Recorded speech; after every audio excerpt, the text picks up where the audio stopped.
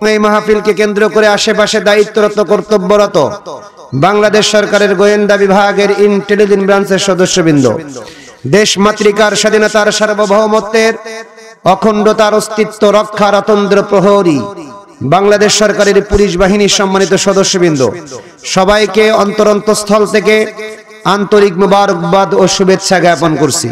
আল কোরআনের ডাক এসেছে, আল কোরআনের ডাক এসেছে, ছুটে আই সকলে মিলে, আইরে নবীন আইরে প্রবীণ, ছুটে পতাকা তলে। আল কোরআনের ডাক এসেছে, ছুটে আই সকলে মিলে, আইরে নবীন আইরে প্রবীণ, ছুটে পতাকা তলে। আইরে নবীন আইরে প্রবীণ, ছুটে পতাকা তলে। কোরআনের পতাকার নিচে আমরা সবাই আসতে রাজি আছি কি নাই? সবাই জবান খুলে বলুন আছি কি নাই? জবান খুলে খুলে এবং তেজদীপ্ত কণ্ঠে উচ্চ স্বরে মালিকের পক্ষে সাই দিব। আমরা সবাই আমাদের জবান, আমাদের হাত, আমাদের দেহ অঙ্গ প্রত্যঙ্গকে সবকিছুকে ব্যবহার করে মালিককে জানিয়ে দিতে চাই, মৃত্যুর আগ পর্যন্ত কোরআনের পক্ষেই থাকব। মৃত্যুর আগ পর্যন্ত আল্লাহ রাসূলের আদর্শ অনুযায়ী নিজের জীবন ব্যবস্থাকে আমরা দুনিয়ার মঞ্চে উপস্থাপিত করব। সবাই রাজি আছে কি নাই? আল্লাহ পাক কবুল করুন, সবাই বলি আমিন। যাই হোক, যে কথাগুলো বলতেছিলাম, যে মজলিস রব্বে কারীমের কাছে অনেক দামি। কত দামি? হযরতে হাসান বসরি রাহমাতুল্লাহি আলাইহি বলেন, দুনিয়ার সমস্ত জায়গাগুলো হচ্ছে অন্ধকার, আর একমাত্র কোরআন সুন্নাহর মজলিসগুলো হচ্ছে আলোকিত মজলিস। সুবহানাল্লাহ, সবাই জবান করে বলেন সুবহানাল্লাহ। হাজী ইমদাদুল্লাহ মাহাদিরি মক্কি রাহমাতুল্লাহি আলাইহি তিনি বলেন, যেখানে কোরআন সুন্নাহর আলোচনা হয় আর আল্লাহর মহব্বতের বান্দারা দরদের সাথে আলোচনা শুনে দোয়া করে বাড়িতে যায়। কি করে বাড়িতে যায়? দোয়া করে বাড়িতে যায়। তো রব্বে কারীম তাদেরকে বেগুনা করে মাসুম করে বাড়িতে পৌঁছায় দেন। সুবহানাল্লাহ। এখান থেকে উঠে বাড়িতে যাবেন, তার আগে আল্লাহ পাক রব্বুল আলামিন আপনাদেরকে বেগুনা করে দিবেন, মাসুম করে দিবেন, গুনাহগুলোকে মাফ করে দিবেন। সুবহানাল্লাহ। হযরতে আশরাফ আলী থানভী রাহমাতুল্লাহি আলাইহি তিনি বলেন, যেখানে কোরআন সুন্নাহর আলোচনা হয় আর আল্লাহর মহব্বতের বান্দারা দর্দে দিলের সাথে আলোচনা শুনে দোয়া করে বাড়িতে যায়, তো রব্বে কারীম তাদের কপালের মাঝে একটা বরকতি নূর দান করে দেন। সুবহানাল্লাহ। এই নূরটা মৃত্যুর আগ পর্যন্ত চমকাইতে থাকে। আজরাইল আলাইহিস সালাতু ওয়াস সালাম যখন জানটা কবজের জন্য সামনে হাজির হয়ে যায়, তো নূরটা চমকাইতে দেখে তাকে মুমিন মনে করে জানটা আসানের সাথে কবজ করে নিয়ে চলে যায়।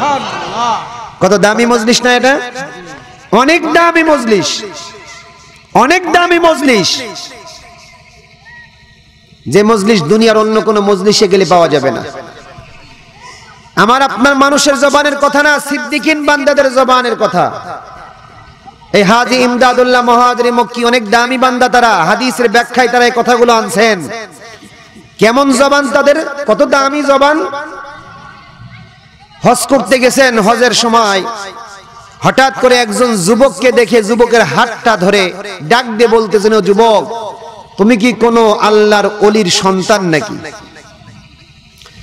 হাজী ইমদাদুল্লাহ মুহাজিরি মক্কি রাহমাতুল্লাহি আলাইহি হজের সময় একজন যুবকের হাত ধরে বলে, যুবক, তুমি কি কোনো আল্লাহর ওলির সন্তান নাকি? যুবক বলে না। তুমি কি কোনো পীরের মুরিদ নাকি? যুবক বলে না। তুমি কি কখনো কোনো উলামা ইকরামের মজলিসে বসছিলা নাকি? যুবক বলে না। হাজী ইমদাদুল্লাহ মুহাজিরি মক্কি আবার বলেন, ও যুবক, কখনো কি কোরআন হাদিসের মজলিসেও কি কখনো বসো নাই? যুবক বলে না, মনে পড়ে না। তবে হাজী সাহেব, একটা দিনের ঘটনা আমার মনে পড়ে। আজ থেকে 1.5 যুগ পূর্বের কথা। আমি অত্যন্ত ছোট ছিলাম, বাড়ির আঙ্গিনায় খেলনার বল নিয়ে খেলা করতেছিলাম। হঠাৎ করে কে যেন ঘোষণা করে, আয় আয় রাস্তার কিনারায় আয়। এই রাস্তা দিয়ে আসা ইসমাইল শহীদ রহমাতুল্লাহি আলাইহি নামে বুজুর্গ বালাকোটের ময়দানে যুদ্ধ করবার জন্য যাইবেন। আয় আয় কে কে দেখবি, আয় শাহ ইসমাইল শহীদ রহমাতুল্লাহি আলাইহির চেহারাটা একবার দেখে যা। ও হাজী সাহেব, এই ঘোষণা যখন আমার কানে চলে আসলো, আমি আমার অবচেতন মনে খেলনার বলটা ছুঁড়ে ফেললাম। এক দৌড় দিয়ে রাস্তার কিনারায় দাঁড়াইলাম। দূর থেকে নজর করলাম, দেখলাম শাহ ইসমাইল শহীদ রহমাতুল্লাহি আলাইহি নামে বুজুর্গ গোলায় সওয়ার হয়ে আমাদের দিকে আসতেছেন। যখন আমার সামনের দিকে পার হয়ে যায়, তার নজরটা এক মুহূর্তের জন্য আমার নজরের সাথে লেগেছিল। আল্লাহু আকবার। ওগো আল্লাহর গোলাম, ওগো হাজী সাহেব, এই নজর ছাড়া জিন্দেগিতে অন্য কোন উলামা ইকরামের নজর আমার নজরের সাথে কখনো লাগে নাই। কোন পীরের মুরিদ আমি নই, কখনো কোন উলামা ইকরামের মজলিসেও আমি বসি নাই, কখনো কোন কুরআন হাদিসের মজলিসেও আমি যাই নাই। আজ ইমদাদুল্লাহ মুহাজিরি মক্কি বলেন, ওগো আল্লাহর গোলাম, ওই যে আজ থেকে 1.5 যুগ পূর্বে তুমি আল্লাহর একজন ওলির সাক্ষাৎ পেয়েছিলে, আজ 1.5 যুগ পরেও, আজ ইমদাদুল্লাহ মুহাজিরি মক্কি বলেন, আজ 1.5 যুগ পরেও আমি তোমার কপালের মাঝে আল্লাহর ওলিদের সাক্ষাতের নূর দেখতে পাইতেছি। সুবহানাল্লাহ। এ ধরনের মজলিসে আসলে রব্বে কারীম নূর দেন, কপালের মাঝে বরকতি নূর দান করেন। যে নূরটা আমার আপনার মতো মানুষ তো কপাল দেখলে কপালটাই দেখবো, কারণ এই নজরের মধ্যে এছাড়া আর কিছু দেখবো না। কিন্তু দুনিয়ার মধ্যে এমন কিছু বান্দা আছেন যারা মানুষের চেহারা দেখেও বলতে পারেন যে লোকটা ভালো প্রকৃতির না খারাপ প্রকৃতির, লোকটার ভিতরে অহংকার আছে কি নাই। এ ধরনের কিছু ডাক্তার দুনিয়ার মধ্যে, আত্মার ডাক্তার দুনিয়ার মধ্যে আছে কি নাই। তাদের জবানটা মালিকের কাছে অনেক দামি। জবান দ্বারা কারোর জন্য দোয়া করে ফেলেছে তো আল্লাহ রাব্বুল আলামিন কবুল করে নেবে, কারেন্টের মতো। সিদ্দিকিন বান্দা তারা, হুয়া সিদ্দিকুল লাযী ইয়াবযুলুল কাউনাইন ফি রিযা মাহবুবিন। আল্লাহু আকবার। এমন বান্দা তারা, তাদের সমস্ত কাজগুলো আল্লাহ রাব্বুল আলামিনকে রাজি আর খুশি করার জন্য করেন। তারা যদি বলে, তাদের কথাগুলো এমন যে, মালিক তুমি যদি খুশি হয়ে আমাকে জাহান্নামে দিতে চাও তো রাজি আছি, আবার জান্নাতে দাও কিন্তু তুমি রাজি না, ওই জান্নাতে যাওয়ার আমার দরকার নাই। সিদ্দিকিন বান্দাদের মুখের কথা। এইজন্য আব্দুল কাদের জিলানী রাহমাতুল্লাহি আলাইহি বলতেন, জান্নাতু সে জাহান্নাম সে ইয়া রব কিয়া করো আর জুহাই মাই তু সে দেখা করো। সুবহানাল্লাহ। যে জান্নাত জাহান্নাম দিয়ে আমি কি করব? আমার দিলের চাহিদা, দিলের আকাঙ্ক্ষা, দিলের তামান্না, আমি তোমার দেখা পাবো, তোমার দিদার লাভ করব। সিদ্দিকিন বান্দাদের দিলের চাহিদা এমন, মুমিন বান্দাদের দিলের চাহিদা এমন, পৃথিবী পাওয়ার দরকার নাই, আমি মালিক তোমাকে পাওয়ার দরকার। তুমি যদি জাহান্নামে দিয়ে শান্তি পাও, জাহান্নামে দিতে রাজি। কিন্তু আল্লাহ পাক ওই সমস্ত বান্দাদেরকে তো জাহান্নামে দিবে না। আব্দুল কাদের জিলানীর মতো মানুষ জাহান্নামে যাইতে চাইলে আল্লাহ পাক জাহান্নামে দিবে না, ধরে জান্নাতের মধ্যে ঢুকাবে। কথা বলেন ঠিক কিনা? আমার আপনার মতো মানুষ যদি বলে, আল্লাহ আমি জাহান্নামে যাইতে চাই, তুমি যদি খুশি থাকো, তা আল্লাহ পাক বলে, তোর মতো যে মানুষ ও জাহান্নামেই তোর ঠিকানা, তুই জাহান্নামে থাক। বোঝাবার জন্য একটা উদাহরণ দিই। আপনাদের এলাকায় মনে করেন একজন ব্যক্তি, একটা ছেলে খুব সুন্দর, বিয়ে করতে চায় না, বাপ মা জোর করে একটা সুন্দরী মেয়ের সাথে বিয়ে দিয়েছে। খুব খুশি, যুবক মানুষ সুন্দরী মেয়ে পাইলে তো খুব খুশি। কথা বলেন ঠিক কিনা? এই যুবকরা বলেন ঠিক কিনা? হ্যাঁ, যুবকরা আওয়াজ দেবেন এবার। এখন মেয়ে বিয়ে করছে, সুন্দরী মেয়ে, বাবা একটা ব্যবসা প্রতিষ্ঠান দাঁড় করাই দিয়েছে, কাপড়ের ব্যবসা। আচ্ছা বলেন তো, ঈদের সময় কাপড়ের ব্যবসার, এই ব্যবসার চাহিদা বা কাপড়ের চাহিদা এটা বেশি না কম? বেশি। তো ব্যবসা করতেছে, কাপড়ের ব্যবসা। বউ এদিকে বাপের বাড়ি, ঈদের সময় শ্বশুর বাড়ি এসে ঈদ করতে হবে। এবার স্বামী ফোন করছে যে তুমি যেভাবেই হোক বাড়িতে চলে আসো, একসাথে ঈদ করব। বউ বলতেছে, তুমি যদি এসে না নিয়ে যাও তাহলে আমি যাব না। স্বামী বলতেছে কেমনে নিব, এই যে ঈদের সময় মৌসুম, কাপড়ের ব্যবসা, এখন তো বেশি সময়, আমি এখানে থাকবো, না হলে তো ব্যবসা লাটে উঠবে। বউ রাগ করে বলতেছে তুমি যদি না নিয়ে যাও তাহলে তোমার সাথে আমি আর ঘর করবো না। আচ্ছা বলেন তো, এই সুন্দরী বউ যদি কোনো যুবকের বলে যে তুমি যদি আমার না নিয়ে যাও তাহলে ঘর করবো না, তাহলে যুবকের মাথায় বাস না? সুন্দরী মেয়ে তো, সুন্দরী বউ যার আছে সে ভালো বুঝে এই কথার অর্থ। স্বামী এবার 1 কেজি মিষ্টি নিয়ে চলে গেছে বউ আনতে, না ও তো আমার থেকে ঘর থেকে আলাদা হয়ে যাবে। ব্যবসা বাণিজ্য বন্ধ করে 1 কেজি মিষ্টি নিয়ে 2 কেজি মিষ্টি নিয়ে শ্বশুর বাড়ি যে হাজির, বউকে নিয়ে আবার বাড়িতে আসতে রাখছে, পরে ব্যবসা প্রতিষ্ঠান খুলছে।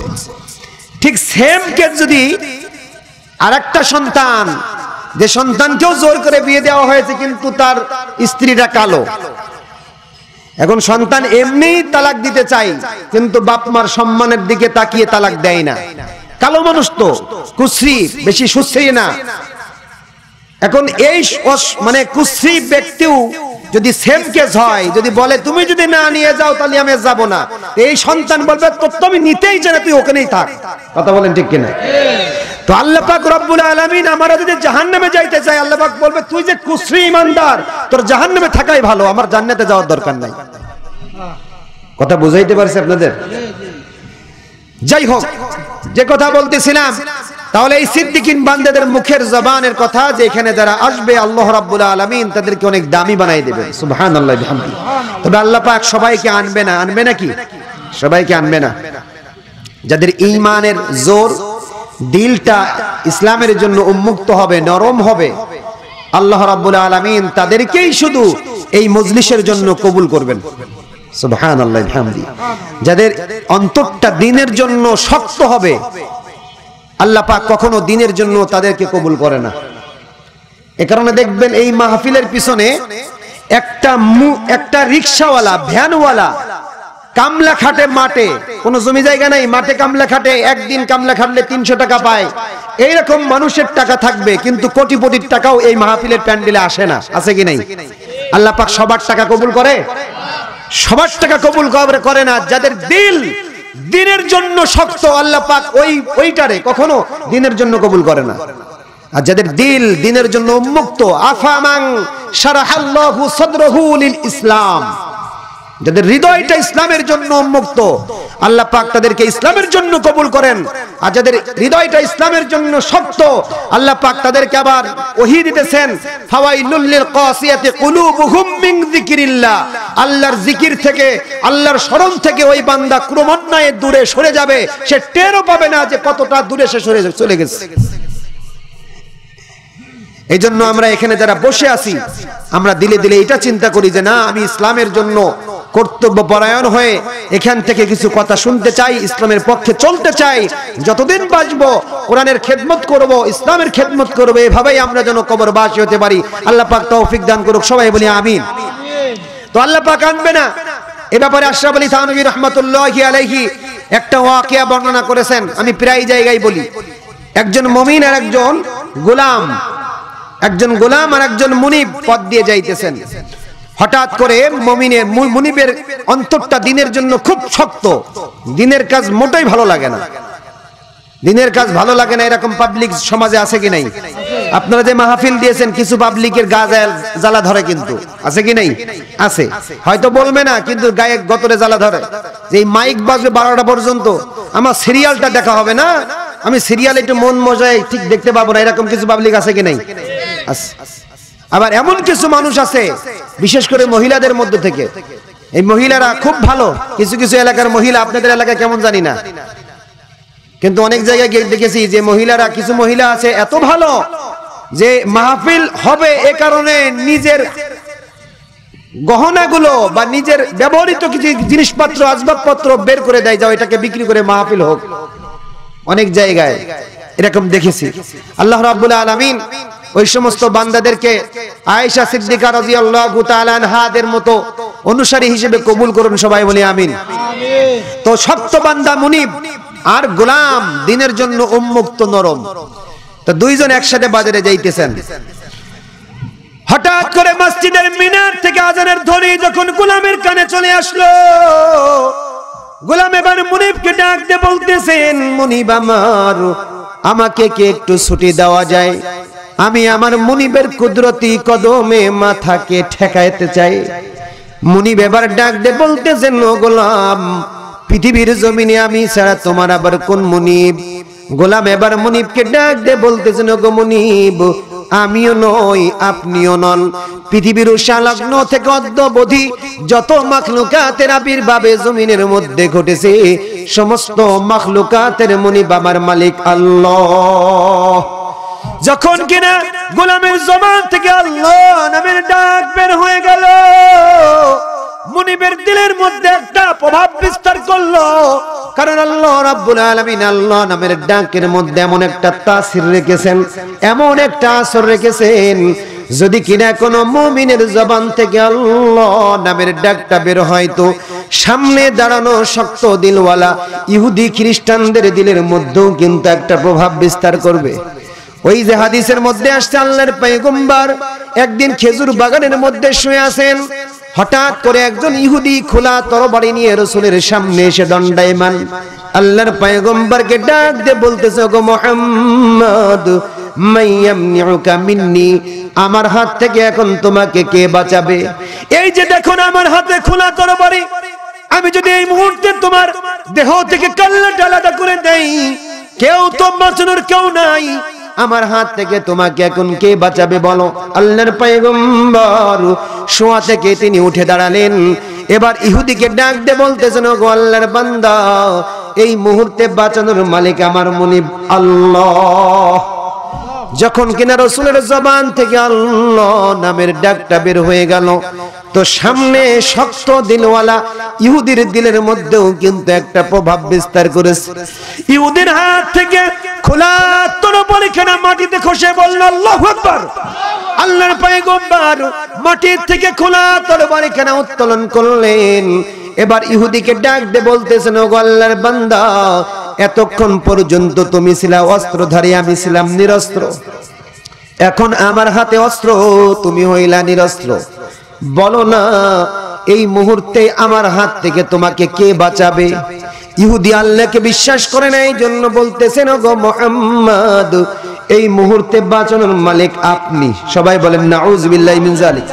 আল্লাহর পয়গম্বর যদিও পয়গম্বর দোস্ত, কিন্তু মানুষকে মৃত্যু বা জন্ম দান করার মালিক আল্লাহ পাক নবীকে দেন নাই। কথা বলেন ঠিক না বেঠিক? ঘটনা দীর্ঘ।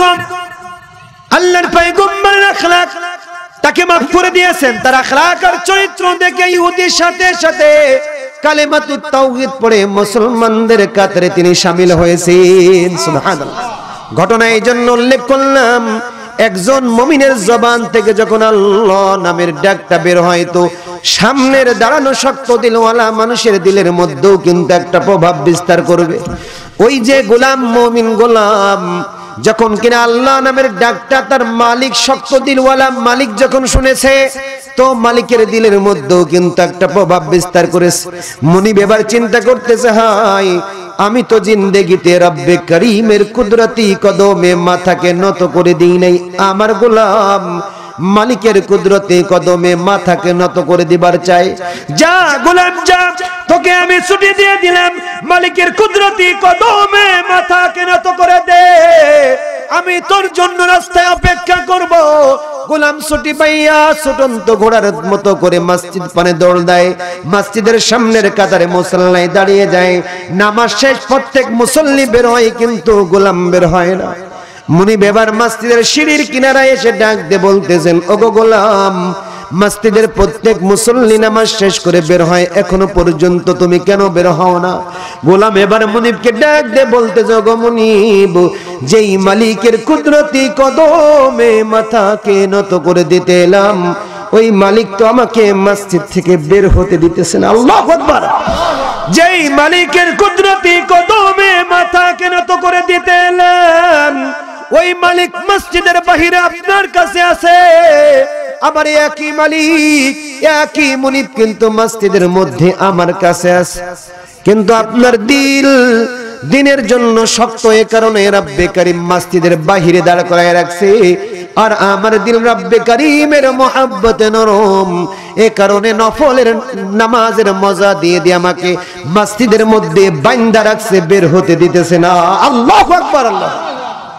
এই জন্য কিছু কিছু বান্দা থাকবে যাদের অন্তরটা দিনের জন্য নরম হবে, মসজিদে যাবে তো শুধু নামাজ পড়তেই মনে চাবে, বের হতে চায় না। আছে কি নাই? আবার অধিকাংশ মানুষ থাকবে মসজিদে যাবে আর মুরগির ঠোকের মতো ঠোক মেরে তাড়াতাড়ি বের হইতে পারলে বাস। আছে কি নাই? অনেক বান্দা আছে। এই জন্য আমাদের উচিত হবে যে না, মসজিদে আল্লাহর ইবাদত বন্দেগী করব তো সুন্দরভাবে সুশৃঙ্খল ভাবে ইবাদত বন্দেগী করব, দরদের সাথে করব, মহব্বতের সাথে করব। আল্লাহ পাক আমাদের সবাইকে তার এই কাজ করার জন্য, ইবাদত বন্দেগী করার জন্য কবুল আর মঞ্জুর করুন। সবাই বলি আমিন। আমি পবিত্র কোরআনুল কারীম থেকে একটি আয়াতে কারিমা তেলাওয়াত করেছি, অংশ বিশেষ। হাদিস থেকে একটা হাদিসের কিছু অংশ তেলাওয়াত করেছি। আমি মুখতাসার কয়েকটি কথা বলতে চাই। আল্লাহ রাব্বুল আলামিন বলতেছেন, ওয়া'বুদুল্লাহ ওয়া লা তুশরিকু বিহি শাইআ। এই আয়াতের মধ্যে আল্লাহ রাব্বুল আলামিন বান্দার কাছে দুইটা অধিকার পায়। কয়টা অধিকার পায়? বান্দার কাছে আল্লাহ রাব্বুল আলামিনের অধিকার কয়টা? দুইটা। সবাই জবান খুলে বলেন কয়টা? দুইটা। জবান খুলে যদি বলেন তাহলে এটা মুখস্থ থাকবে।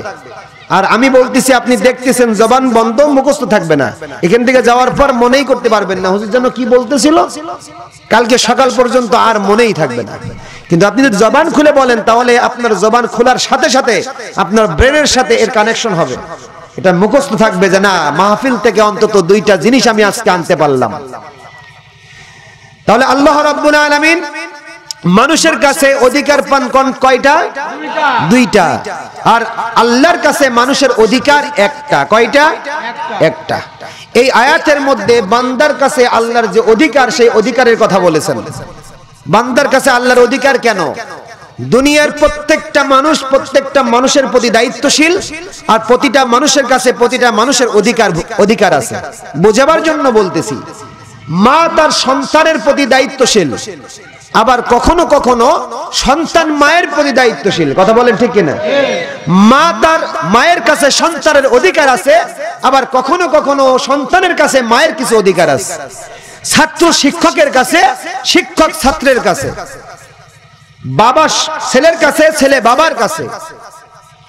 এভাবে প্রত্যেকটা মানুষের কাছে প্রতি দায়িত্বশীল, আর প্রতিটা মানুষের কাছে অধিকারভুক্ত। এভাবেই আল্লাহ পাক নিজাম সৃষ্টি করেছেন। কথা বলেন ঠিক না বেটি?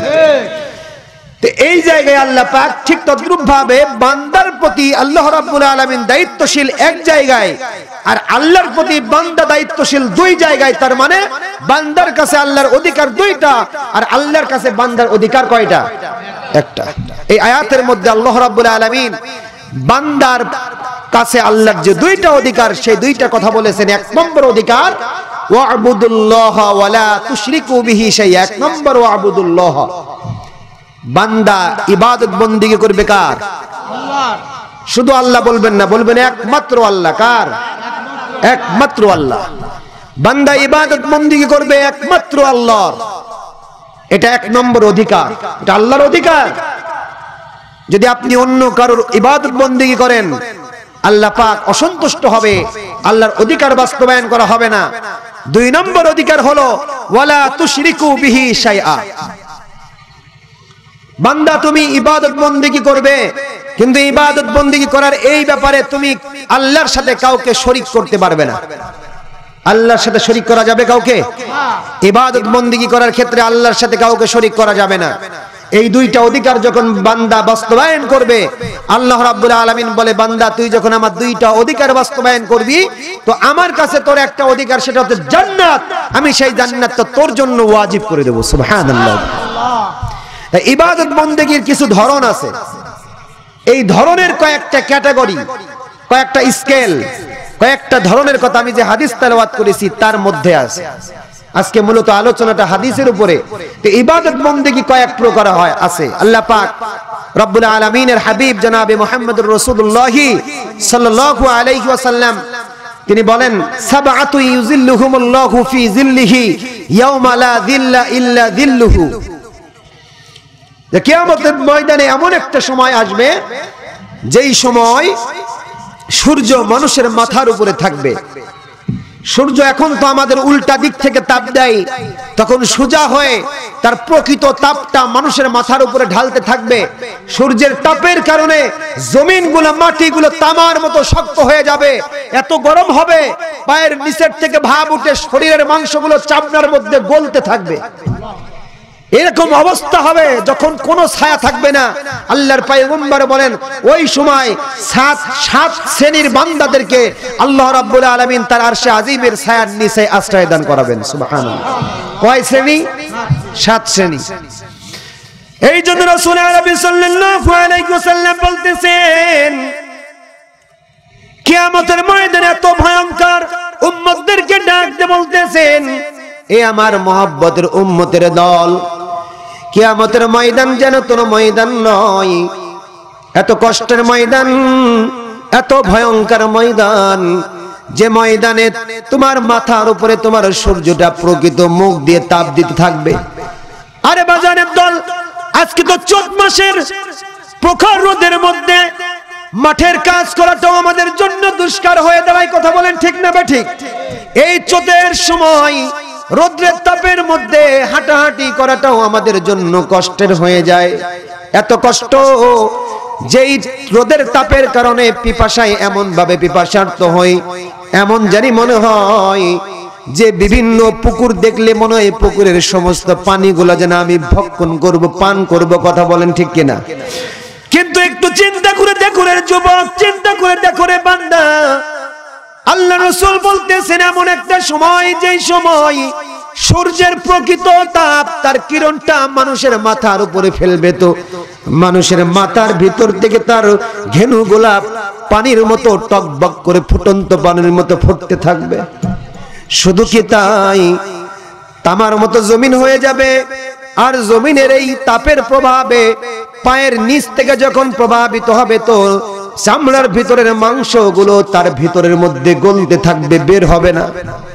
বান্দা তখন মৃত্যুবরণ করবে না, যন্ত্রণায় ছটফট করবে, আর মালিককে ডাক দিয়ে বলতে থাকবে ওগো মালিক, যদি জাহান্নামী হই জাহান্নামে দাও, যদি জান্নাতি হই তাহলে জান্নাতের মধ্যে দাখিল করাও।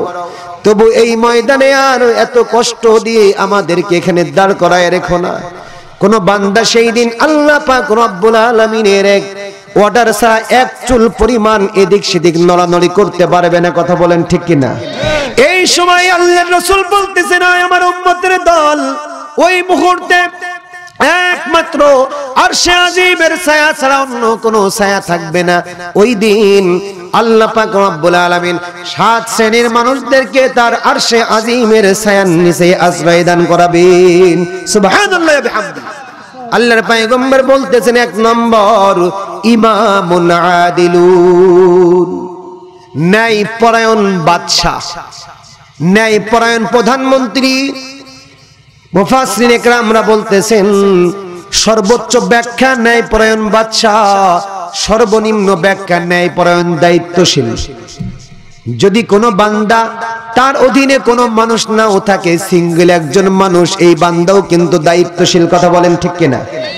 এই জন্য আল্লাহর পয়গম্বর বলতেছেন আলা কুল্লুকুম রাইন ওয়া কুল্লুকুম মাসউলুন আন রায়াতিহি, প্রত্যেক বান্দাই কিন্তু একজন দায়িত্বশীল।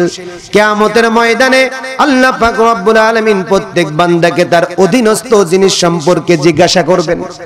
তাহলে হয়তো বলবেন হুজুর আমি তো একজন সিঙ্গেল মানুষ, বিবাহ করি নাই, সন্তান নাই, আমি কেমনে দায়িত্বশীল? আল্লাহর পয়গম্বরের ওই হাদিসের বর্ণনা দিতেছিলেন বাবা তুমি দায়িত্বশীল, কারণ 2টা হাত তোমার অধীনস্থ। কথা বলেন ঠিক না বেঠিক? 2টা চোখ তোমার অধীনস্থ, 2টা পাও তোমার অধীনস্থ, তোমার ব্রেন কিন্তু অধীনস্থ। এই ব্রেন আকলের কিন্তু আল্লাহ পাক রব্বুল আলামিন হিসাব নেবেন। কিয়ামতের ময়দানে এমন কিছু বান্দাদেরকে দাঁড় করাবেন, আল্লাহ পাক রব্বুল আলামিন যখন চাইবেন তো তখন ডাক দিয়ে বলবে গো মালিক, দুনিয়ার মধ্যে এমন একটা জায়গায় তুমি আমাকে প্রেরণ করেছিলা, যেই জায়গায় কখনো কোরআনের কারীমের কথা আমার কাছে পৌঁছায় নাই, যেই জায়গায় রাসূল যাই নাই, নবী আলাইহিস সালাতু ওয়াস সালাম না পৌঁছায় নাই, যেই জায়গায় তাবলীগ জামাত যায় নাই, জায়গায় জায়গায় মসজিদ ছিল না, মসজিদ ছিল না, মাদ্রাসা ছিল না, যেই জায়গায় কোরআনুল কারীমের মাহফিল হয় নাই, যেই জায়গায় আলেম উলামা যায় নাই, পীর বুজুর্গরা যায় নাই, তোমার কোরআনের কথা কেমনে মানবো রে আল্লাহ? এই জন্য মানতে পারি নাই, আমাদেরকে মাফ করে তুমি জান্নাতের মধ্যে দাখিল করায় দাও। আল্লাহ পাক রব্বুল আলামিন সেই দিন ওই বান্দাদেরকে জবাব দিবেন, ও আমার বান্দারা, দুনিয়ার মধ্যে এমন জায়গায় পাঠাইলাম যেই জায়গায় কোরআন যায় নাই, হাদিস যায় নাই, তাবলীগ জামাত যায় নাই, পীর বুজুর্গ যায় না, আলেম ওলামা যায় নাই, মসজিদ মাদ্রাসাও ছিল না, কোরআনুল কারীমের মাহফিল হয় নাই, এমন জায়গায় পাঠাইলেন যেই জায়গায় কোরআনুল কারীমের কোনো কথাও তোমাদের কাছে পৌঁছায় নাই। কিন্তু আমি আল্লাহ পাক রব্বুল আলামিন ওই জায়গায় তোমাদেরকে একটা আকল নামক মহা দৌলত দান করেছিলাম, ব্রেন নামক মহা দৌলত তোমাদেরকে দান করেছিলাম। এই ব্রেন খাটিয়ে খাটিয়ে উড়োজাহাজ তৈরি করতে পারলে রে বান্দা, ব্রেন খাটিয়ে খাটিয়ে ডুবোজাহাজ তৈরি করতে পারলা, সেই আকল খাটিয়ে খাটিয়ে কেন তুমি তোমার আসল রবকে তুমি চিনতে পারো না? জবাব দাও, তুমি তোমার আসল রবকে কেন চিনতে পারো নাই? ব্রেন খাটিয়ে তোমার আসল রবকে চেনা যায় না? যায় কি যায় না? একটা ক্ষুদ্র গাছের পাতার দিকে তাকালেও তুমি তোমার রবকে চিনতে পারবে। কথা বলেন ঠিক না বে ঠিক? এই জন্য ব্রেনের হিসাব নেওয়া হবে। ব্রেন তো আপনার অধীনস্থ, দুইটা হাত আপনার অধীনস্থ, দুইটা হাত আপনি যৌতুকের টাকা নিয়ে হাত ভরবেন, দুইটা হাত দিয়ে সুদ খাবেন, ঘুষ খাবেন, চোখটা বন্ধ করলেই বুঝতে পারবেন দুইটা হাতের কি অবস্থা আপনাকে আল্লাহ পাক রব্বুল আলামিন করবেন। দুইটা হাতের কারণে আপনার কি অবস্থা হয়? চোখটা শুধু বন্ধ করতে দেরি হবে, তারপরে আর দেখতে আর দেরি হবে না, দেখতেই পারবেন কি অবস্থা হবে। কথা বলেন ঠিক কিনা? দুই হাত দিয়ে খুব আরামসে সুদ খাচ্ছেন, দুই হাত দিয়ে আপনি জনগণের মাল খাচ্ছেন, দুই হাত দিয়ে আপনি সরকারের টাকা অপচয় করছেন, প্রত্যেকটার হিসাব আল্লাহ রাব্বুল আলামিন আপনাকে আসামির কাঠগড়ায় দাঁড় করিয়ে দিয়ে প্রত্যেকটার হিসাব আপনাকে দিতে হবে। কথা বলেন ঠিক না বে ঠিক? দিতেই হবে, কোনো ছাড় নাই। আপনি সিঙ্গেল মানুষ, আপনি দুইটা হাতের ব্যবহার সম্পর্কে আপনাকে আদালতে দাঁড়াতে হবে। দুইটা পা দিয়ে গানের অনুষ্ঠানে যাও, মজা পাও, গানের অনুষ্ঠানে যাও, ওই মনির খান আর বিভিন্ন শিল্পী মমতা জাফরা আসলে এরকম প্যান্ডেল 10টা লাগবে। কথা বলেন ঠিক কিনা? মানুষের তিল ধারণের ঠাঁই থাকবে না। আর কোরআনের মার্কাজ এই এলাকায় হচ্ছে এতদিন পর একটা, অথচ এখনো পর্যন্ত ভরল না। কেন? কারণ গানের অনুষ্ঠানকে আমরা মহব্বত বেশি করি, কোরআনুল কারীমের মার্কাজ, কোরআনুল কারীমের মাহফিলকে আমরা মহব্বতটা কম করি। কথা বলেন ঠিক কিনা? এটা তার প্রমাণ। জিজ্ঞাসা করলে বলে না আমি তো কোরআনকে মহব্বত করি। আহা, কোরআনকে মহব্বত করো তুমি, এইটার তোমার নমুনা। তোমার বাড়িতে এখন টেলিভিশন চলছে, তুমি টেলিভিশনে তোমার স্ত্রী নিয়ে মজ মাস্তি করে তুমি সিরিয়াল দেখতেছো। স্টার জলসা জি বাংলার বাংলাদেশে সবচাইতে বড় কূটনীতি শিখায় পরিবারের মধ্যে, সেটা হচ্ছে এই জি বাংলা স্টার জলসা। কথা বলেন ঠিক না বে ঠিক? যতদিন থেকে এই স্টার জলসার কূটনীতিক সিরিয়ালগুলো শুরু হয়েছে, ততদিন থেকে বউয়ের কাছে স্বামী আর ভালোবাসার পাত্র নাই। কথা বলেন ঠিক না বে ঠিক? তা আওয়াজ দিতে ভয় পাচ্ছেন কেন? আওয়াজ দিয়ে বলবেন ঠিক না বে ঠিক? স্বামীগুলা এখন খুব খারাপ অবস্থায় আছে, স্বামীর দলগুলো খুব খারাপ অবস্থায় আছে। মাঠের থেকে বাড়িতে এসে এক গ্লাস পানি চাইলেও আর নিজে দেয় না, বলে বারান্দায় আছে ঢেলে খাও। আর শাশুড়ির সাথে কুটনামি করার মতো যত প্রকারের যোগ্যতা থাকা দরকার ওই স্টার জলসা জি বাংলা দেখে দেখে শিখতেছে। কথা বলেন ঠিক কিনা? এমন কিছু বউ আছে বাংলার জমিনে, ছেলেকে তার মা থেকে আলাদা করবার জন্য, আলাদা সংসার পাতার জন্য প্রতিদিন কানের মধ্যে ফসলায়। কথা বলেন ঠিক না বা ঠিক? এ ধরনের বৌমা যারা আছে তাদেরকে বলতে চাই, তুমি তোমার মার কাছ থেকে তোমার ভাই আর তোমার ভাবিরা জুদা হোক, তুমি কি চাও? যদি তুমি নাই চাও তাহলে তোমার স্বামীকে তুমি কেন তার মায়ের কাছ থেকে আলাদা করতে চাও? কথা বলেন ঠিক কিনা? এ কারণেই আজকে সমাজের মধ্যে, পরিবারের মধ্যে আমাদের ভালোবাসার বন্ধনে আবদ্ধ হতে পারি না। স্বামী স্ত্রীর মধ্যে মহব্বত কম, স্বামী স্ত্রীর মধ্যে মহব্বত নাই। তাহলে এটা হচ্ছে আমাদের সমাজের কৃষ্টি কালচারে পরিণত হয়ে গেছে। এখান থেকে আমাদের বেরিয়ে আসতে হবে যদি কিনা আমি সমাজের মধ্যে আর পরিবারের মধ্যে শান্তি চাই। কথা বলেন ঠিক কিনা? এই অধীনস্থ মানুষগুলোকে আপনাকে আমাকেই তাদেরকে সুন্দর সঠিক রাস্তায় পরিচালিত করতে হবে। যদি করতে পারি তাহলেই আল্লাহ রাব্বুল আলামিন আপনাকে আমাকে কিয়ামতের ময়দানে আরশে আজিমের ছায়ার নিচে আশ্রয় দান করাবেন। এই জন্য আল্লাহর পয়গম্বর বলতেছেন, এক নম্বর ইমামুন আদিলুন, নাই পরায়ণ বাদশা, নাই পরায়ণ প্রধানমন্ত্রী, যিনি কিনা তার অধীনস্থ জনগণের উপরে সুন্দরভাবে তার দায়িত্বগুলো পালন করতে পারবে। আল্লাহ রাসূল বলেন, যদি কিনা ন্যায় পরায়ণ বাদশা ন্যায় পরায়ণতার সাথে যার জনগণের সাথে ভালো আচরণ করতে পারে, কিয়ামতের ময়দানে আল্লাহ পাক রব্বুল আলামিন সর্বপ্রথম ওই বাদশাদের ধরে ধরে তার আরশে আজিমের ছায়ার নিচেই আশ্রয় দান করাবেন। সুবহানাল্লাহ ওয়া বিহামদিহি। কেমন ন্যায় পরায়ণ বাদশা হতে হবে?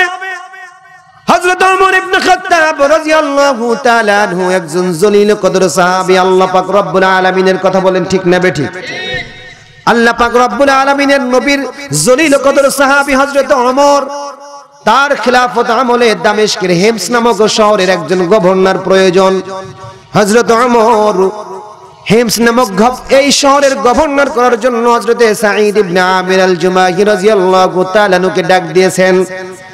হযরতে সাঈদ ইবনে আমির আল জুমাহি রাদিয়াল্লাহু তাআলা নুকে ডাক দিয়ে বলতেছেন, গো সাঈদ, তোমাকে আগামী কাল থেকে হেমসের গভর্নর করে আমি পাঠাইতে চাই। হযরতে সাঈদ রাজি হয়েছেন। পরের দিন হযরতে সাঈদ ইবনে আমির আল জুমাহি রাদিয়াল্লাহু তাআলা আনহু হেমসের গভর্নর হয়েছেন। কালীগঞ্জের মতো এরকম একটা শহর নাই রে বাবা, ঝিনেদার মতো একটা জেলা নয়, গোটা খুলনা বিভাগের মতো বড় একটা শহর। এরকম একটা শহরের গভর্নর, একজন লিডার, একজন নেতা, কথা বলেন ঠিক না বেঠিক? এরকম বড় একজন লিডার, একজন গভর্নর হযরত সাঈদ চলে গিয়েছেন। কিছুদিন পর হেমসের কিছু জনগণ হযরত ওমরের দরবারে চলে আসছেন। হযরত ওমর তাদেরকে ডেকে বলতেছেন, ওগো হেমসের জনগণ, তোমরা তোমাদের হেমস নামক শহরের কিছু দরিদ্রদের তালিকা আমি ওমরের দরবারে তোমরা পেশ করো। কেন্দ্রীয় সরকার থেকে তাদের জন্য ত্রাণের ব্যবস্থা করতে পারি কিনা দেখি। হেমসের জনগণ আল্লাহর রাসূলের সাহাবী হযরত ওমর ইবনে খাত্তাব রাদিয়াল্লাহু তাআলা আনহুর দরবারে তার সামনেই হেমসের দরিদ্রদের তালিকাটা তার সামনে পেশ করেছেন লিখে লিখে। হযরত ওমর যখন দরিদ্রদের তালিকাটা দেখতেছেন, এক নম্বরে যার নামটা দেখেই হযরত ওমর আশ্চর্য হয়ে গেছেন। কারণ এক নম্বরের দরিদ্রদের তালিকায় এক নম্বরে যার নাম, সে তো আর কেউ নয়, তিনি হচ্ছেন হেমসের গভর্নর হযরতে সাঈদ ইবনে আমির। আল্লাহু আকবার, আল্লাহু আকবার। একজন লিডার, একজন মেয়র, একজন গভর্নর, এত বড় একটা শহরের লিডার, অথচ দরিদ্রদের তালিকায় এক নম্বরে তার নাম।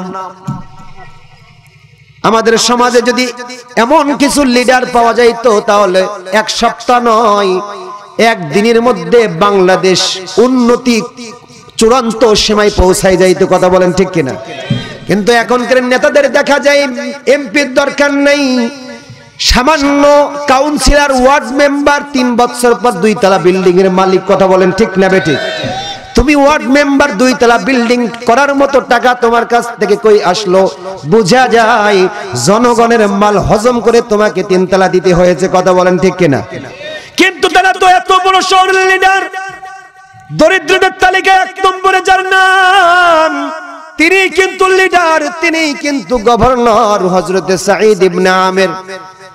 হযরত ওমর আশ্চর্য হয়ে গিয়েছেন, ডাক দিয়ে বলতেছেন, হেমসের জনগণ, আমিরুকুম ফাকিরুকুম, তোমাদের আমির কি তোমাদের মধ্যে দরিদ্র নাকি?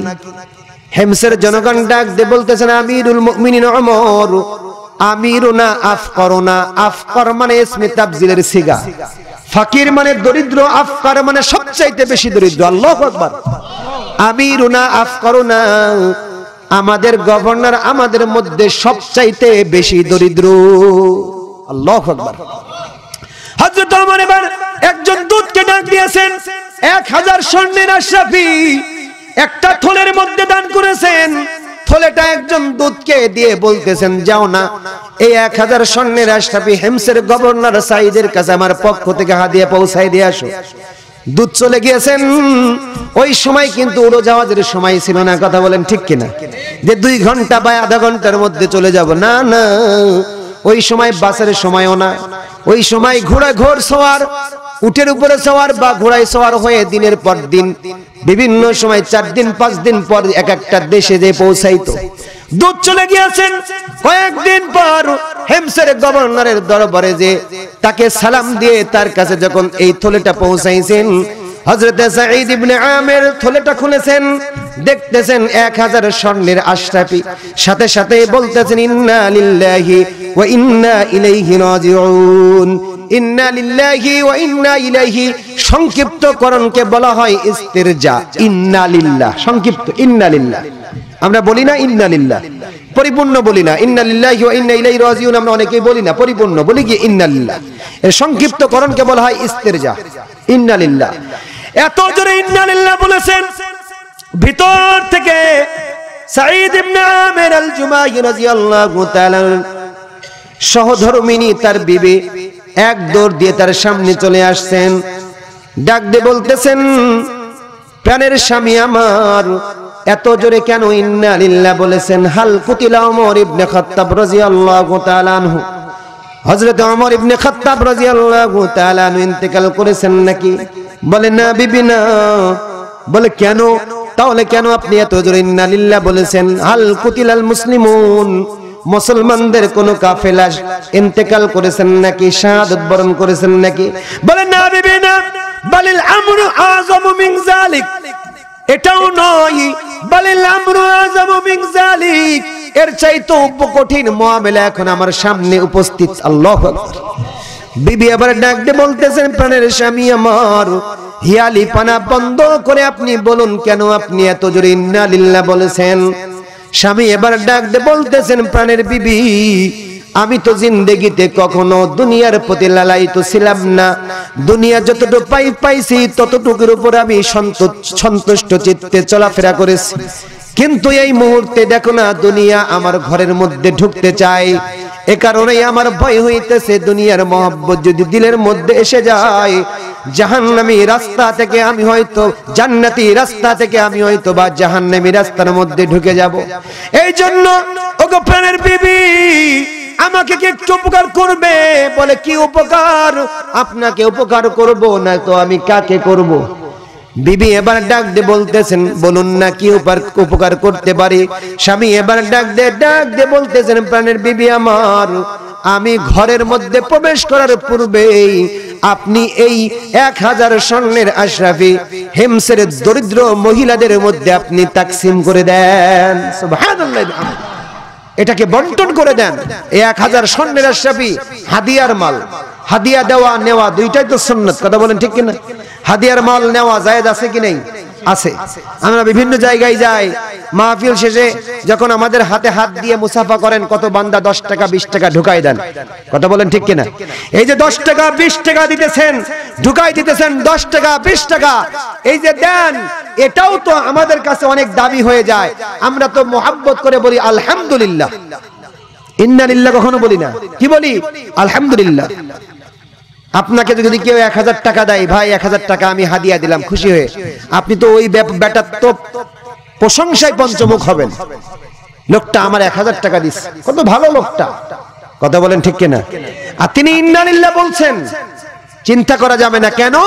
কারণ দুনিয়ার প্রতি তার মহব্বত এসে যাবে, তাই ভয়তে তিনি ইন্না লিল্লাহ বলছেন। কেমন লিডার, কেমন নেতা!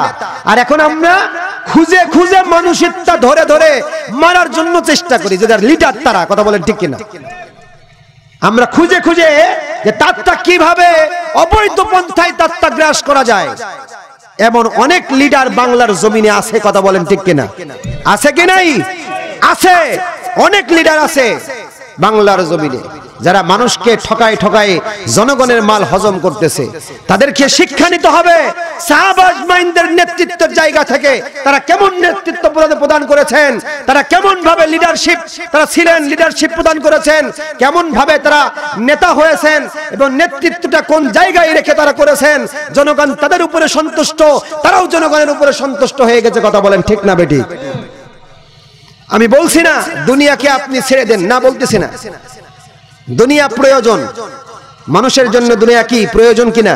প্রয়োজন। যতটুকু দুনিয়া মানুষের জন্য জরুরি ততটুকু মানুষের জন্য দুনিয়া প্রয়োজন। এই জন্য হযরত জালালউদ্দিন রুমি রাহমাতুল্লাহি আলাইহি একটা কিতাবের মধ্যে উল্লেখ করেছেন, নৌকা চলাচলের জন্য যেমন পানি প্রয়োজন, ঠিক তদ্রূপ ভাবে দুনিয়ার মধ্যে মানুষ চলাচলের জন্য কিন্তু দুনিয়া প্রয়োজন। কথা বলেন ঠিক না বেঠিক? নৌকা যেমন ভাবে পানিটা প্রয়োজন চলাচলের জন্য, ঠিক তদ্রূপ ভাবে আল্লাহ রাব্বুল আলামিন মানুষের জন্য দুনিয়াটাও প্রয়োজন করে দিয়েছেন। দুনিয়া ছাড়া একটা মানুষ জিন্দেগিতে চলাফেরা করতে পারবে না। কথা বলেন ঠিক না বেঠিক? কিন্তু নৌকার নিচেই যদি ছিদ্র হয়ে যায়, যেই পানিটা এতক্ষণ পর্যন্ত নৌকার জন্য ছিল জীবন, নৌকার নিচেই ছিদ্র হয়ে যাওয়ার কারণে ওই পানিটা এখন নৌকার জন্য ধ্বংসের কারণ হয়ে যাবে। ঠিক তদ্রূপ ভাবে মানুষের জন্য দুনিয়া প্রয়োজন, কিন্তু দিল ছিদ্র করে দুনিয়ার মুহাব্বত দিলের মধ্যে যদি বসাই ফেলো রে বাবা, যেই দুনিয়াটা এতক্ষণ পর্যন্ত তোমার জন্য ছিল জীবন, দিল ছিদ্র করে দুনিয়ার মুহাব্বত দিলের মধ্যে বসানোর কারণে ওই দুনিয়াটা এখন তোমার জন্য ধ্বংসের কারণ হয়ে যাবে। দুনিয়া প্রয়োজন, যতটুকু তোমার জরুরি ততটুকুই দুনিয়া তোমার জন্য প্রয়োজন। কথা বলেন ঠিক না বেঠিক? এই জন্য বলতেছেন না তুমি এই 1000 স্বর্ণের আশরাফি হেমসের দরিদ্র মহিলাদের মধ্যে তাকসিম করে দাও। কেমন আল্লাহর গোলাম দূত এবার হযরত ওমরের দরবারে চলে গিয়েছেন, বলতেছেন আপনার এই যে গভর্নর তো এমন চরিত্রের অধিকারী। হযরত ওমর এবার নিজেই হেমসের গভর্নরের সাথে সাক্ষাৎ করার জন্য তার সৈন্য লস্করদের নিয়ে হেমস নামক শহরের মধ্যে প্রবেশ করার জন্য সফর করতেছেন। আল্লাহু আকবার। ছোট একটা বাংলাদেশের প্রধানমন্ত্রী নাকি? না না, গোটা পৃথিবীটাকে যদি 3 ভাগ করা হয়, 2 ভাগের প্রধানমন্ত্রী হযরত ওমর। গোটা পৃথিবীর 3 ভাগের 2 ভাগের প্রধানমন্ত্রী। অনেকে বলে অর্ধজাহানের খলিফা, মিথ্যা কথা। 3 ভাগের 2 ভাগের খলিফা, 2 ভাগের প্রধানমন্ত্রী খলিফা, খলিফাতুল মুসলিমিন, আমিরুল মুমিনিন হযরত ওমর ইবনে খাত্তাব রাদিয়াল্লাহু তাআলা আনহু চলে গিয়েছেন হেমসের গভর্নরের সাক্ষাতের জন্য নিজেই। যখন কিনা হেমসের মধ্যে প্রবেশ করতেছেন, তো হেমসের জনগণ সবাই খোঁজ পাইলো, খবর পাইলো এই হেমসের এই দেশের মধ্যে, এই রাষ্ট্রের মধ্যে, সিটির মধ্যে, স্টেটের মধ্যে হযরত ওমর চলে আসছেন। তো বড় একটা মাঠের মধ্যে সবাই একত্রিত হয়েছেন। এই যে এক বড় একটা মাঠ, সবাই যখন একত্রিত হয়েছেন, তো হযরত ওমর সবাইকে উদ্দেশ্য করে ডাক দিয়ে বলতেছেন, ওগো হেমসের জনগণ, তোমাদের গভর্নরের বিরুদ্ধে কারোর কোনো অভিযোগ আছে নাকি? তোমাদের গভর্নরের বিরুদ্ধে কারোর কোনো অভিযোগ আছে নাকি? যদি থাকে তাহলে আমি আমিরুল মুমিনিন ঘোষণা করলাম, আমার উপস্থিতিতে তার বিরুদ্ধে যদি কোনো অভিযোগ থাকে তাহলে আমার কাছে তোমরা বলতে পারো। একজন হাত তুলে দাঁড়িয়ে গিয়েছেন। আল্লাহু আকবার। একজন হাত তুলেছেন, তো হযরত ওমরও তো হয়রান হয়ে গেছে। এমন একজন চরিত্রের অধিকারী একজন গভর্নর, তার বিরুদ্ধেও যে অভিযোগকারী থাকতে পারে হযরত ওমর ভাবতেই পারেন নাই। এবার ডাক দিয়ে বলতেছেন, বলো না তোমার কি অভিযোগ? অভিযোগকারী ডাক দিয়ে বলতেছেন, আমিরুল মুমিনিন ওমর, আমাদের গভর্নর রাতের বেলায় আমাদের অভিযোগগুলো শুনে না, দিনের বেলায় অভিযোগ শুনে। দিনের বেলায় ডাকলে পাওয়া যায়, রাতের বেলায় ডাকলে পাওয়া যায় না। হযরত ওমর এবার সাঈদকে ডাক দিয়ে বলতেছেন, ওগো সাঈদ, তুমি একজন গভর্নর, এই এলাকার তুমি এমপি, তুমি মেয়র, কেন তুমি তোমার জনগণের কথা রাতের বেলায় শোনো না? কেন তোমাকে পাওয়া যায় না? এ ব্যাপারে তোমার বক্তব্য কি বলো? হযরত সাঈদ ইবনে আমির আল জুমাহি ডাক দিয়ে বলতেছেন, আমিরুল মুমিনিন ওমর, আমি এই কথা জিন্দেগিতে কখনো মানুষের কাছে প্রকাশ করতাম না, কিন্তু এই মুহূর্তে আদালতের আসামির কাঠগড়ায় আমাকে দাঁড় করিয়ে দেওয়া হয়েছে। এই কারণেই আমাকে বলতে বাধ্য হবে, বলতেই হবে। আমি আমার জিন্দেগিটাকে 2 ভাগে ভাগ করেছি। কয় ভাগে ভাগ করেছেন? আমি আমার জিন্দেগিটাকে 2 ভাগে ভাগ করেছি। কসসামতু হায়াতি বাইনাল খালিক ওয়াল মাখলুক। আমি আমার হায়াতটাকে 2 ভাগে ভাগ করলাম। এক ভাগ দিনের বেলায় মাখলুকের জন্য বরাদ্দ করলাম, আর রাতের বেলায় জায়নামাজে দাঁড়িয়ে মালিকের জন্য বরাদ্দ করলাম। আমি আমার জিন্দেগিটাকে এক ভাগ মাখলুকের জন্য দিনের বেলায় বরাদ্দ করলাম, আর রাতের বেলায় জায়নামাজের মুসল্লায় আমি আমার খালেকের জন্য বরাদ্দ করেছি। জনগণের জন্য কোনটা জরুরি আমি আমার মালিকের কাছ থেকে দোয়ার মাধ্যমে চেয়ে চেয়ে নিই। এই জন্য আমি দিনের বেলায় মাখলুকের কথা শুনি, আর রাতের বেলায় মাখলুকের কথা শুনতে পারি না, জায়নামাজে বিছানায় থাকি। হযরত আমিরুল মুমিনিন হযরত ওমর আমার ডাক দিয়ে বলতেছেন, ওগো হিমসের জনগণ, আর কি কারোর কোনো অভিযোগ আছে নাকি? আরেকজন দাঁড়াইছেন, আমিরুল মুমিনিন, আমাদের গভর্নরের বিরুদ্ধে আমার আরেকটা অভিযোগ। বলে কি অভিযোগ? আমাদের গভর্নর 30 দিনের মধ্যে 29টা দিন অফিস করে, একটা দিন আসে না। হযরত ওমর এবার ডাক দিয়ে বলতেছেন, ওগো সাঈদ, এ ব্যাপারে তোমার এবার কি কথা বলো? হযরত সাঈদ ইবনে আমির আল জুমাই রাদিয়াল্লাহু তাআলা বলতেছেন, আমিরুল মুমিনিন ওমর, এই কথাটাও কিন্তু আমি কখনো জনগণের সামনে প্রকাশ করতে চাই নাই, কিন্তু যেহেতু আসামির কাঠগড়ায় আমাকে দাঁড় করানো হলো, এই কারণে বলতে বাধ্য হচ্ছি। আমি এমন একজন আমির, আমি এমন একজন নেতা, আমি এমন একজন গভর্নর, যে গভর্নরের এক সেট কাপড় ছাড়া দ্বিতীয় কোনো কাপড় নাই। 29টা দিন আমি এক জামা পরে অফিস করি, একটা দিন আমি আমার জামাটা নিজ হাতে কেচে দেই, পরিষ্কার করি, আর কাঁচা জামাটা রোদে শুকায়, এই জন্য দেরি হয়ে যায়। এ কারণেই 30 দিনের মধ্যে আমি 29টা দিন অফিস করি, একটা দিন আসতে পারি না। আল্লাহু আকবার, আল্লাহু আকবার। কেমন নেতা, কেমন লিডার তারা! তাদের নেতৃত্ব কত সুন্দর ছিল, মানুষগুলো সোনার মানুষে পরিণত হয়ে গেছে। আল্লাহ রাসূলের সাহাবী তারা। এরকম নেতৃত্ব, এরকম নেতা যারা থাকবেন, আল্লাহর পয়গম্বর বলতেছেন, ইমামুন আদিলুন, ন্যায়পরায়ণ এরকম নেতৃত্ব যখন থাকবে, ওই বান্দাকে আল্লাহ পাক রব্বুল আলামিন আরশে আজিমের ছায়ার নিচে আশ্রয় দান করাবেন। সুবহানাল্লাহ। 2 নম্বর, ওয়াশাবুন নাশা ফি ইবাদাতিল্লাহ, ওই যুবক যার যৌবনটা ইবাদতের মুসাল্লায় কাটিয়ে দিয়েছেন। ইবাদতের মুসাল্লায় এখন যুবকরা কাটাই না, ফেসবুকের মধ্যে কাটায়। কথা বলেন ঠিক না বেঠিক?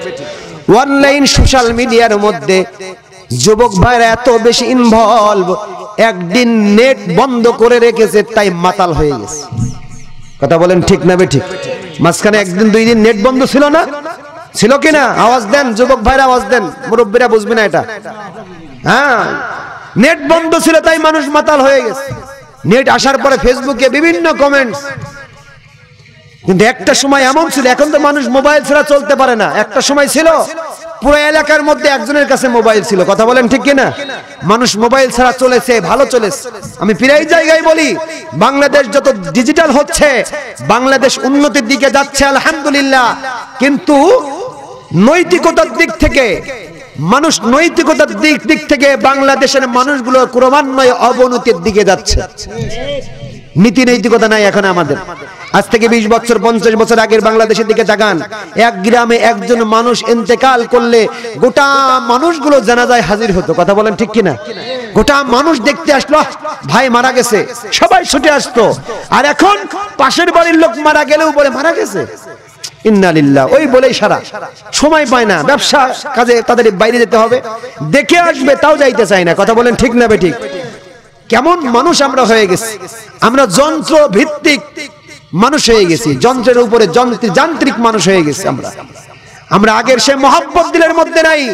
এজন্য আমি বলি, আজ থেকে 20 বছর আগের বাংলাদেশ আর এখনকার বাংলাদেশ যদি দাঁড় করাই, তো অ্যানালগ বাংলাদেশ আমাদের কাছে ভালো ছিল। কথা বলেন ঠিক না বেঠিক?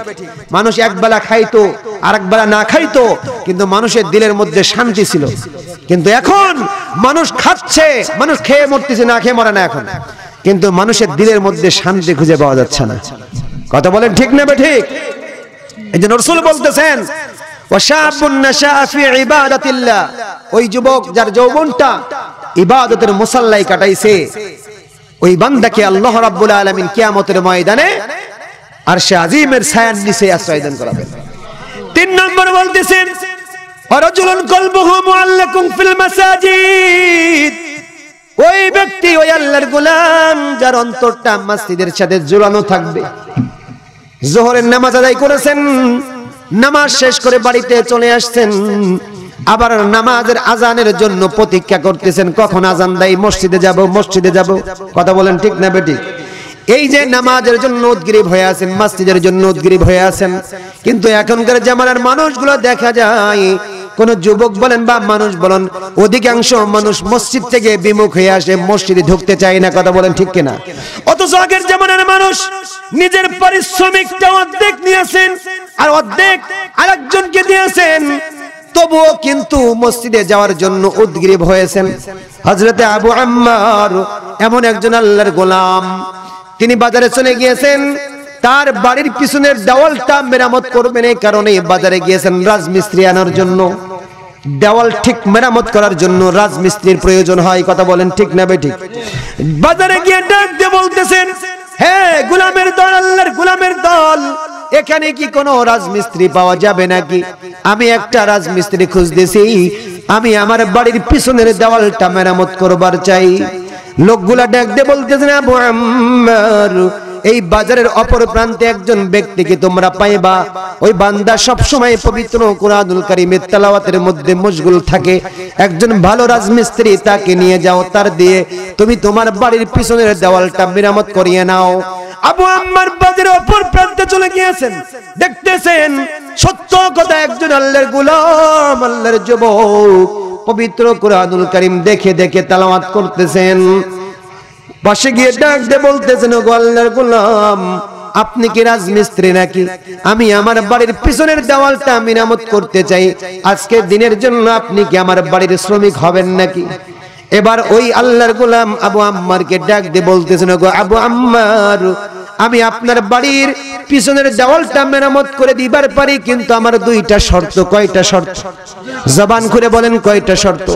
আমি আপনার বাড়ির পিছনের দেওয়ালটা মেরামত করে দিতে পারি, কিন্তু আমার দুইটা শর্ত আপনার কাছে। এক নম্বর, আপনি আমাকে অর্ধেক পারিশ্রমিক দিবেন আর অর্ধেক আপনার কাছে রেখে দিবেন।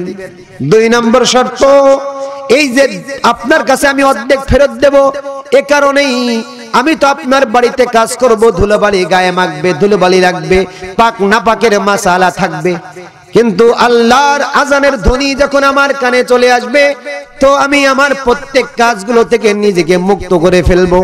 আমি আমার মালিকের কুদরতি কদমে মাথা নত করে দিব, এ কারণে এই কাজ বন্ধ করে মসজিদে চলে যাব। কেমন আল্লাহর গোলাম, যে গোলাম কিনা নিজের পারিশ্রমিকটা অর্ধেক রাখছেন আর অর্ধেক মালিককে দিতেছেন, শুধুমাত্র নামাজ পড়বে বিধায়। কথা বলেন ঠিক না বেঠিক? কিন্তু এখনকার জামানার যুবক, এখনকার জামানার মানুষগুলা মসজিদের সাথে সম্পর্ক নাই, অথচ আগের জামানার মানুষগুলা কেমন ভাবে ইবাদত বন্দেগী করেছেন রে বাবা। এই জন্য এই এলাকার যুবকদেরকে ডাক দিয়ে বলে, যুবক, তুমিও যুবক, আমিও যুবক।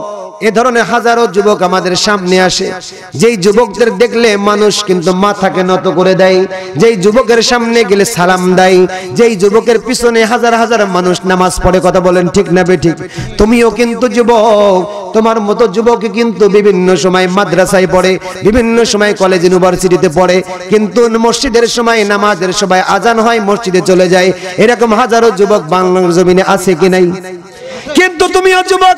হ্যাঁ যুবক, আজকে তোমাদেরকে একটু কথা বলে যাই। আল্লাহ পাক রব্বুল আলামিনের মৌলিক ইবাদত, যে মৌলিক ইবাদতের মধ্যে একটা ইবাদত নামাজ। কথা বলেন ঠিক না বেঠিক? এই নামাজটা যদি তুমি নিজের আদর্শের মধ্যে নামাজটাকে যদি ফিট করতে পারো রে বাবা, এই নামাজটা পড়তে পড়তে এক সময় নামাজ তোমাকে সমস্ত ফায়সা কাজ থেকে তোমাকে দূরে সরায় রাখবে। কথা বলেন ঠিক না বেঠিক? এই জন্য নামাজের মহব্বত নিয়ে, নামাজের প্রতি দায়িত্বশীল হয়ে যদি তুমি নামাজকে পরিপূর্ণ আদায় করতে পারো, মসজিদের সাথে সম্পর্ক রাখতে পারো, আল্লাহর পয়গম্বর বলতেছেন, ওই বান্দাকে আদালতে আলিয়াতে দাঁড়িয়ে আল্লাহ পাক রব্বুল আলামিন আরশে আজিমের ছায়ার নিচে আশ্রয় দান করাবেন। সুবহানাল্লাহ বিহামদিহি।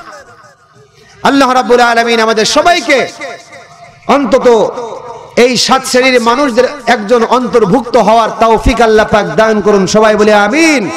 ওয়া আখির দাওয়ানা আলহামদুলিল্লাহি রাব্বিল আলামিন। আসসালামু আলাইকুম ওয়া রাহমাতুল্লাহি ওয়া বারাকাতুহু।